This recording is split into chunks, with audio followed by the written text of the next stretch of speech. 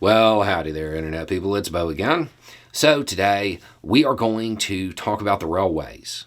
We're going to talk about what's going on there, what Congress and the administration have done and are doing and are expected to do. That's going to be one part of this video. And then we're going to talk about the giant unforced error that has just occurred. Okay. So if you have no idea what's going on, the railway workers, we're going to simplify this because there's a bunch of different unions involved and a bunch of different companies. We're going to keep it simple. The workers and the bosses, okay, they're negotiating a new contract. And negotiations have been running, let's just say, it's been tense. The bosses are not wanting to basically give anything up. In this case, it's not really about money. It's about scheduling. And the way rail companies have been running and the less than decent way their employees end up being treated. What they're expected to do, how long they're expected to be on call, how they really can't take time off. And that's what this is really hinging on. There was a tentative agreement that went to the unions a while back, and they voted it down. Okay. So, December 9th is the date where the unions might go on strike. So, from the administration's point of view, and the government's point of view in general, if the workers go on strike, it causes roughly a couple $2 billion per day in economic damage to the United States. The U.S. economy can't really take many more stressors. This would be a huge one, especially right before the holidays. So, the government has decided to intervene.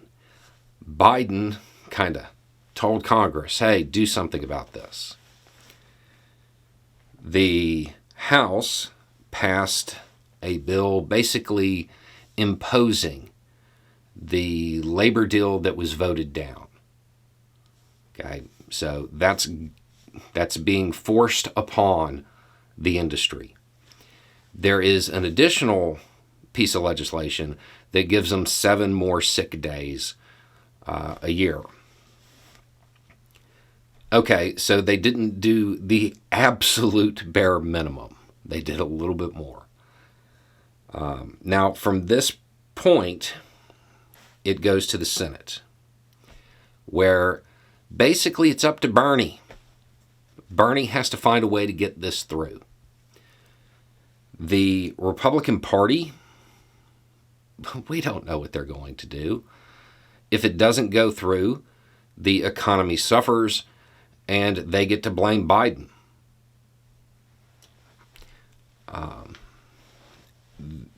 The Republican Party has not demonstrated that it will put the country first. It cares more about political power, and if people have to suffer for that, well, that's just the way it is. Keep in mind, this is the party that lost a whole bunch of its own base because they didn't want them to take basic safety procedures. They didn't want to take basic precautions. They didn't advocate for it. Now, the good news is that the reason the Republican Party was willing to lose a large section of its own base was to keep the economy going.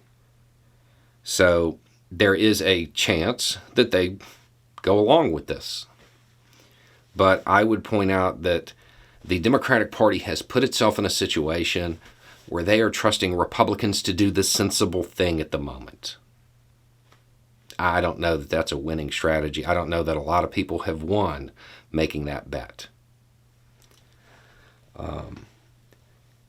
So Best case scenario, if your concern is the economy, is that Bernie can pull it off and get this through with the additional sick days. That's the best case scenario for the sake of the economy. Now let's talk about the unforced error that has happened. Biden has a pretty strong labor record. And this, in this situation, he's kind of sided with the bosses, with the railway companies, not the workers.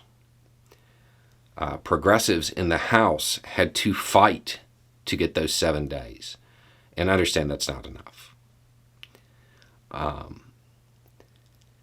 It truly damaged his standing there and the Democratic Party standing as a whole with organized labor at a time when support for organized labor is surging.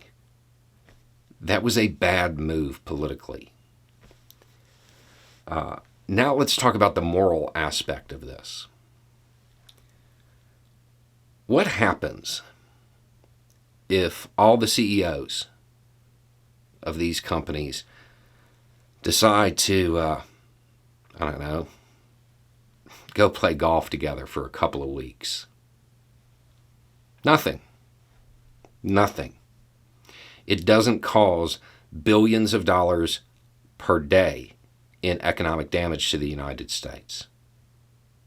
That happens if the workers don't show up.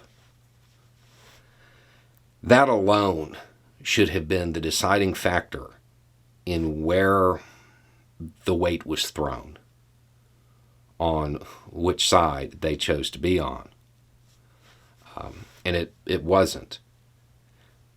The administration and Congress had the ability to stand with the workers. They had a whole bunch of options on the table, and they did the absolute bare minimum for the workers. I think this is going to come back to bite them. I understand the government's point of view in wanting to avoid that economic devastation. And yeah, they're right. The U.S. really can't take that right now. However, they didn't have to just abandon the unions during this process. They could have gone much further than they did, and they could have stood with the workers to get them a decent standard of living, which is what they're after. This isn't about money here. This is about being able to have a quality of life. And I would suggest, if your job is so important, if your industry is so important, that if you don't show up to work, the entire country stops, you probably deserve a decent quality of life. Anyway, it's just a thought. Y'all have a good day.